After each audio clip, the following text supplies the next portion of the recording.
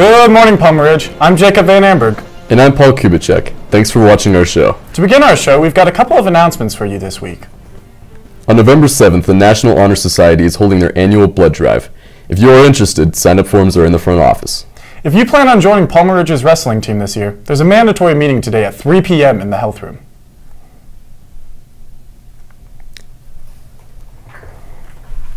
Everyone has got that fall feeling, and there's no better way to experience it without heading to a pumpkin patch.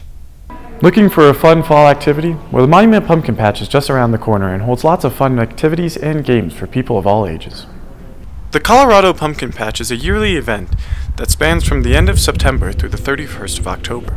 This will be the 11th year they've done this, but the first year they've opened on a permanent 42-acre farm, hosting tons of events such as hay slides, a petting zoo, and laser tag. The kids like the slide, the petting zoo, the hay ride, and the climbing tower. If you weren't able to make it, make sure you can next year. For Ridgeline, this is Jacob Van Amberg.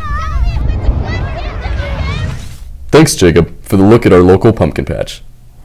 If you're a student at Palmer Ridge, you've inevitably heard of the annual AQR Fall Carnival. Well, Paul took a look at the AQR students' creative projects.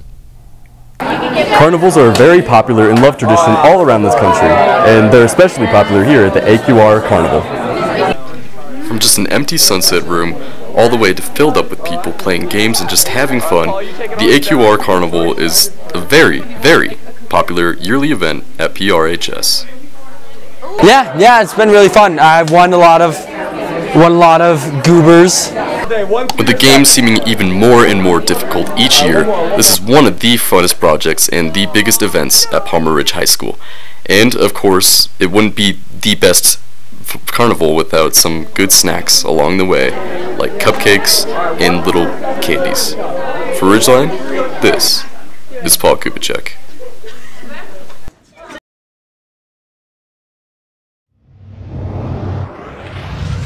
Next year, be prepared to win candy and have a good time. Thanks for the insight, Paul. Colorado Springs holds plenty of fall events that anyone can enjoy. Grace went down to the Art 111 Art Studio to capture a fall festivity. Art 111 in Colorado Springs holds an event that shows Halloween spirit is for everyone to celebrate and enjoy.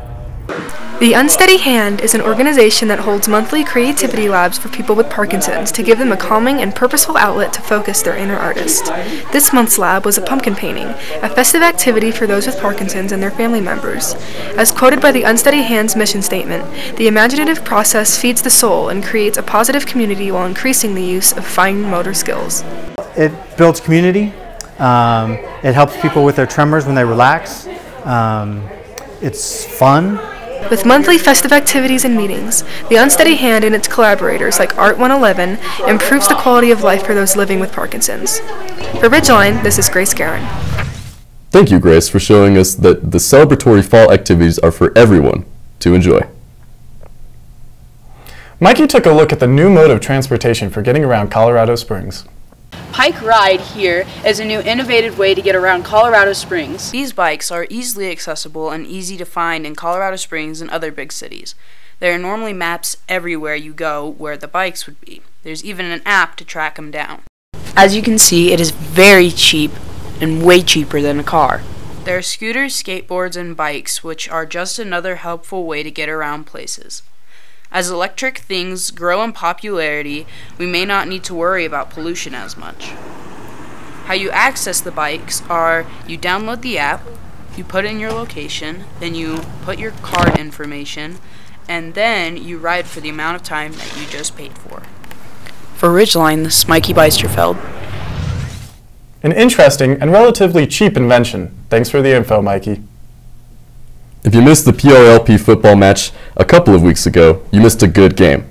Mr. Say has got some shots and edited together a piece to celebrate the annual crosstown rivalry. Everyone loves a victory, especially against a rival, at least when you're the winning school, but it takes a lot of work to get to that moment of celebration. Our Palmer Ridge football team practices hard for every game, running plays and drills and targeting weaknesses and strengths.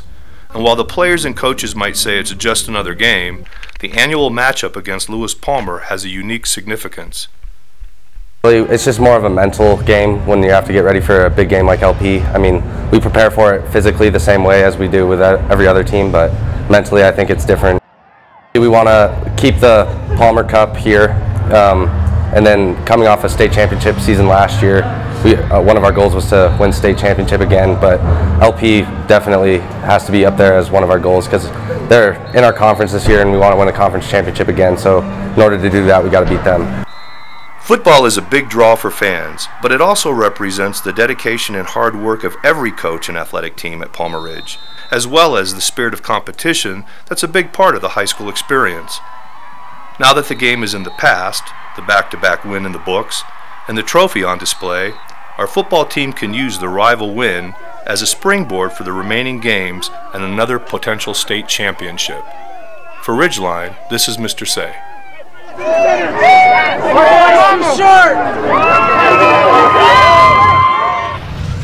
With postseason play coming, we want to wish all of the teams good luck.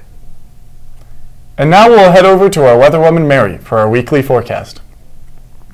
Good morning, Bears. I'm your weatherwoman, Mary. Well, we finally got some snow that stuck. This week may be about the same. If we look at the radar, we can see that there isn't much precipitation over us. We may get some snow on Monday or Wednesday, but not nearly as much as last week. Let's go to the 5-day. This week will be consistently in the low 40s or high 30s. The nights are going to stay very cold here in Monument, though. Well, Bears, that's all I have for you. Remember, to make it back to the sunshine of summer, you must first weather through this week. Back to y'all in the studio. Thanks, Mary. Let's hope for a few more 2-hour delays. And that's our show for this week. Make sure to tune in next time for more news on the Ridge.